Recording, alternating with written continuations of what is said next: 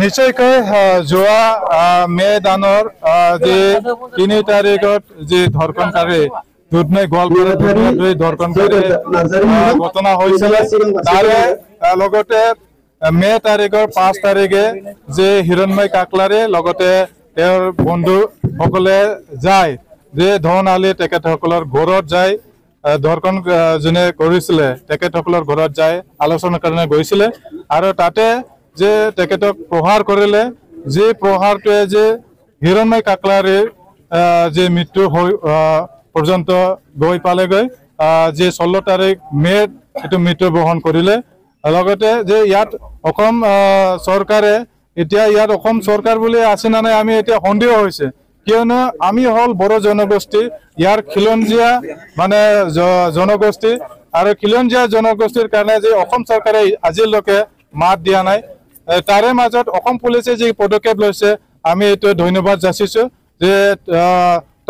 তৎপৰতাৰে যে ধন আলী লগতে তিনিওটাক যে কাৰায়ত্ব কৰা হল আমি দাবী কৰিছো যে এইটো ফাষ্ট ট্ৰেক আদালতত আনিব লাগে আৰু যে উচিত শাস্তি তেখেতসকলে পাব লাগে ধন আলী লগতে তাৰ দুয়োজন বন্ধুৱে জানে মানে ফাঁচি পৰ্যন্ত যাতে শাস্তিটো পায় তাৰ কাৰণে আমি দাবী জনাইছো লগতে অসম চৰকাৰক আমি যে মনোনয়ন পত্ৰ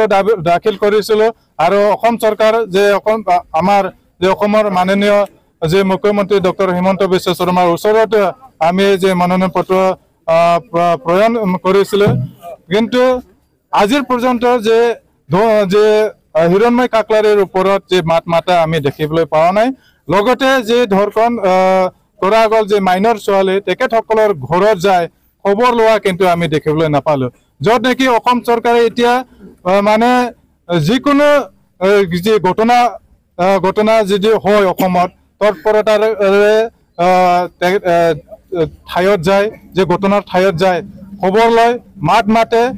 কিন্তু এই হিৰণময় কাকলাৰীৰ ক্ষেত্ৰত আমি এইটো দেখিবলৈ পোৱা নাই তাৰ কাৰণে আমি অসম চৰকাৰক মাননীয় মুখ্যমন্ত্ৰী হিমন্ত বিশ্ব শৰ্মা ডাঙৰীয়াক অনুৰোধ জনাইছো যাতে তেখেতে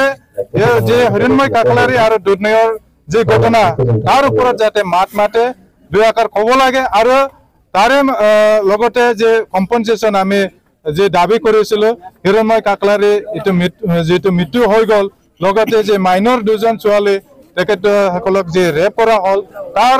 ঘৰত যাতে কম্পনচেশ্যন দিব লাগে চৰকাৰৰ পৰা কোনো মন্ত্ৰী ইয়াত মানে বহুতে মন্ত্ৰী তৎপৰতা লাগি যায় যে